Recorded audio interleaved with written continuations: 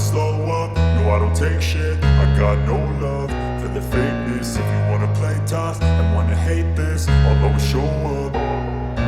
I don't ever slow up, no I don't take shit. I got no love for the fakeness. If you wanna play tough and wanna hate this, I'll always show up and make a statement. I don't ever slow up, no I don't take shit. I got no love for the fakeness. If you wanna play tough and wanna hate this, I'll always show up and make a statement. Everything I do so instinctive and so passionate. Every word I move so descriptive like an adjective. I got a vendetta against people who patented being negative.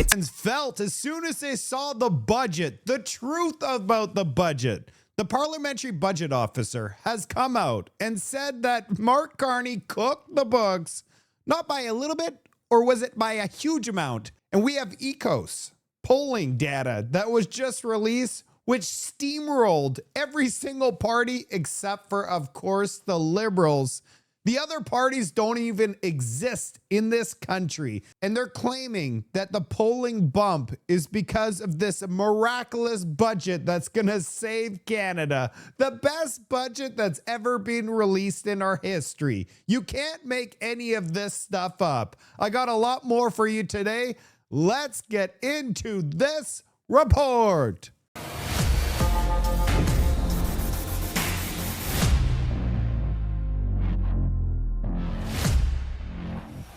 From our perspective, we think that the definition the government's used around capital investments is overly expansive. And in particular, they've thrown some things in there, some categories of spending, which other jurisdictions in other countries would not typically include. Most notably, the inspiration, of course, for this framework comes from the United Kingdom. And in the case of the UK, it's a far narrower definition. And of course, the biggest risk with all of this is if you're not spending on productive capital investments, if you have an overly broad definition, then you're not going to get the investment impact and the growth in the economy that the government expects. To talk more about this report and the government's accounting is CTV National News correspondent Judy Trin. Judy, thanks for being here. Appreciate this. So talk to me a little bit about more about what the PBO was just saying there and the definition of capital investments. There's a gap there. He's highlighted that. Tell me about it. Well, the capital investment definition is basically long-term investment into things like major projects, into infrastructure, into massive defense procurements. That gap is almost $100 billion. We're going to put up a graphic for you. The government's categorization puts it at $311 billion in capital investments, which is significantly higher than the watchdog's number of $217 billion. So that's a difference of $94 billion that the watchdog says should be added to operational costs. So basically, the PBO is saying that the government is lowballing its operational costs. And even though it has this plan, this target of balancing the operational budget in 3 years, it's not going to make it, Mike. So essentially, Mark Carney cooked the books. Who's surprised? My question to you is, do you actually believe mainstream media is going to ask Mark Carney the question, so, Mark Carney, you cooked the books. Why did you try to hide expenses into capital investments of nearly $100 billion? Do you actually think that Canadians are dumb? So the National Roast just came out and said there's a brand new film that just got dropped. Big Daddy, Honey, I Blew Up the Deficit. Let's read some of these comments. Let's start with the beginning. I'm sure it would just balance itself. We've heard that one before, haven't we? Not even a year in either. Nope, we just got started. Mark Carney's just getting cooking. This is the first budget that he's ever produced 6 months late and is cooked, completely cooked. And Cody says, does this mean we're no longer in a vibe session? No, we're probably not going to get that 26 cents off a rotisserie chicken this Christmas. We're completely broke. But who's actually surprised? We were warned about Mark Carney. I think it is extraordinary that Mark Carney has become the Prime Minister of Canada. He did a terrible job in Britain of the governorship of the Bank of England. He created a lot of the problems that blew up on my watch and that I got blamed for were actually created by him. He backed Labour in the election and Rachel Reeves's policies, which are leading the country to bankruptcy. So why on earth the Liberal Party of Canada has selected this man, I have no idea. Justin Trudeau has pursued a lot of the same policies that Europe has been pursuing. And America has raced ahead of us. Back at the turn of the millennium, the average Brit was catching up with the average American in terms of income per head. Wow. We are now $34,000 a year behind. We are poorer than Mississippi, which is the poorest American state. And the same is true. The same is true of France and Germany, and to some extent of Canada, because they pursued all of these woke policies. High taxes, high spending, not using their natural resources. And Justin Trudeau was the architect of that. And of course, Mark Carney has been the advocate of these policies. So I don't know what is going on in Canada, but in the same way as I think people in Britain need to wake up to what the real threat to our country is, I think they need to wake up in Canada. Oh, and have we woken up? Well, I woke up this morning, that's for sure. And when I drank my coffee, this is the headline. The Liberals now lead in Alberta and every region across the country. A new Ecos poll has been dropped. You really can't make any of this stuff up, Canada. It says if there was a federal election held tomorrow, which party would you vote for? In every single province across this country, it is a majority Liberal, even Alberta. And they gave a reason for this. They're saying that Canadians have now looked at this budget and says it's transformational. It's by far the absolute best budget they've ever seen. We're all going to be millionaires from this budget. And now the polling numbers for the Liberals have exploded. There's one little problem, Canada. I have the data. Ecos Research and Associates are heavily funded by the Liberal government.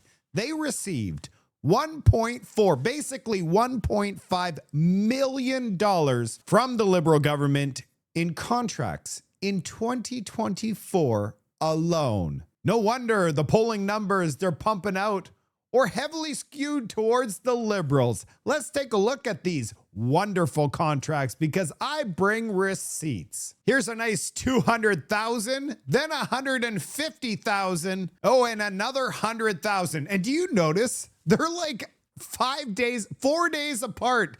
$250,000 plus this one, another week and a half. So in like 2 weeks, this Frank guy working the polls at Ecos, halfway there to $1 million, $500,000 in 2 weeks worth of work. How much did Mark Carney pay Ecos to come out with this poll this morning, pumping up that budget? What a beautiful budget he has. Let's take a look at a couple more receipts. 60 grand here, August, another 100 grand and 162 in July. So we're just in 6 months, we're very close to that $1 million. Then in June, $276,000. And in March, 80,000. And then another 100 grand in January. So last year, $1.5 million went straight to Ecos. So Charities on X modeled this thing out. And it looks like this. And then when we look at the seat count, Liberals would gain 35 seats if there was an election today. And Conservatives would lose 34. Bloc Québécois would lose 7, NDP would gain 5, and Green would gain 1 for a super majority for the Liberals. And I'm going to tell you something right now. When I saw this poll, I was furious. I said, this is not right. So we got to fix this. And oh yeah, did I ever fix it. You guys are going to love this. The #1 trending thing right now is me. Check this out. We're just going to click on it. #1 news trending in Canada on X. Here we go. The Ecos Liberal surge to 44% after Liberal budget. An eco survey conducted November 6th to 11th amongst 1,191 Canadians shows decided voters supporting the Liberal Party at 44%, ahead of the Conservatives at 33%, following Prime Minister Mark Carney's federal budget on November 4th, focusing on infrastructure, immigration, and economic recovery. The poll indicates Liberals gain in regions like the prairies, though there was only a small itty-bitty sample of 128 voters, showing Conservatives at 49% to Liberals 41% within a margin of error of 8. That is a massive margin of error. Usually these polling things are a margin of error maximum 3, showing you that this poll is garbage. It's contrasting with other polls, of course it is, showing stronger Conservative support in Alberta amidst discussions of potential confidence vote. And now I want you to check out the absolute #1 top post when you just go down. Aha! That's right, it's me. And I got, you can see right here, 124,000 views in only, well, let's see, actually, in 7 hours. And get this. What I did is I took the map, the heat map, and I replaced everything blue and just made the entire thing red. And then I did this. The latest Ecos poll modeled out. Liberals with 343 seats gaining 174 seats. Conservatives are at 0, completely wiped off the face of this earth, down 144. Bloc Québécois at 0, down 22. NDP are gone, and Green Party is 0. Even Elizabeth May did not win back her seat. Liberals total wipeout of the opposition, and Liberal supermajority achieved. And you are not going to believe what I show you next. And here's the most insane part about this. Kirk Lubanoff on X is bang on because I read all the comments, and he says the amount of people that actually think this is real is concerning. And Inquisitorial here says, I think you need to put a satire label on this post. Liberals and the CBC will be posting this everywhere, boasting it as a fact. But if they just took the original Ecos polling, it is the same in my opinion. It is completely manufactured. Let's take a look at some of these comments. Tiger says, you're trolling, right? And I said, an Ecos poll came out today. Check it out, and this post will make perfect sense. And the real Mr. Bench says, well done, Mark. You are trending and have triggered the left. Today's news. I'm #1 news in Canada today. Satirical Ecos poll graphic by Mark Nixon ignites X reaction in Canadian election. You can't make any of this stuff up, Canada. I told you I would get them back. If they're going to provide us garbage, we're going to call their bluff. And that's why I say the power of the people. We're just people, and we could actually make a difference together. That's why I say share all of my content with everybody you know, because we're actually causing a wave and it's coming crashing down over these lefties. I like this comment by Dan Mainville. He says, wouldn't that be funny? Carney would vote against his own budget. That is hilarious. Wouldn't that be something? There's quite a few people laughing, and I like this one here. Even May lost her seat. Unbelievable. Or what about this comment? Frankie will delete the poll and any social media post about it sometime tomorrow morning between 10 and noon after the hangover subsides. All the comments are good. Check this one out. Where are all the Liberals gonna get their money from? Ain't that the truth? Who's gonna work in this country? They'll just print money into infinity and beyond, and there'll be nothing left. Chris Hazard says, you joke, but that's what Frankie thinks in his mind. NB says, wow, if people are taking this seriously, human race is an existential threat. Or this comment, love some parody. The sad thing is, this is only funny because it is only a slight exaggeration of the ridiculous polling propaganda being pushed around. And I have to agree. That Ecos polling is now the second funniest thing I've seen today. Yeah, people liked it because you know what? The poll was so ridiculous, you might as well make fun of it. And that's why it went viral. We're going to move on. Check out this headline. Should grandparents pay to take care of their grandchildren? What? I had to read this 4 times. I'm like, what is happening? What do you mean? Your grandparents, don't they love their grandchildren?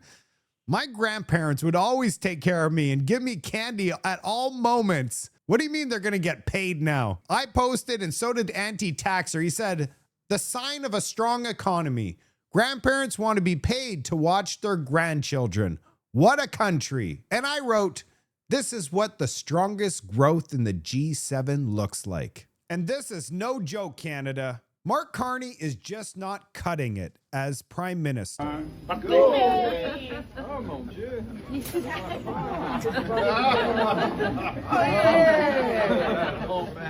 He's just not cutting it. And don't miss my episode tomorrow. I'm going to give everybody an update on the clone meat situation in Canada. Clyde Do Something posted this picture on his X account, and I added some context, but he did a good job as well. I wrote, 90% of Canadians live within 160 kilometers from the border, a country with the second largest landmass on planet Earth. We're all squeezed into a strip the size of a parking lot. Liberals believe they could replace 77% of Canada's trade with other countries other than the U.S. The country was built based on U.S.-Canada trade. No joke. You can't move. You literally cannot move. We're all hugging the border, and our economy is built to trade with the U.S. 77% of our trade. We don't have the port system. We don't have the relationships. It could take decades to get the relationships. So Mark Carney is selling Canadians a fantasy. That's it for today's report. Man, I had fun with you guys today. Can you believe Mark Carney cooked the books? It doesn't surprise me whatsoever. They did say he's an expert banker, so he knows exactly where to shuffle all the money to make it look fantastic. And because of that, he got this amazing ECOS boost. So if there was an election today, he would get a super majority and completely wipe out every single other party off the map. What do you think about all the news I presented to you today? I love reading all of those comments. I try to read every single one of them. I absolutely love making these reports for all of you. On that note, I'll see you on the next report.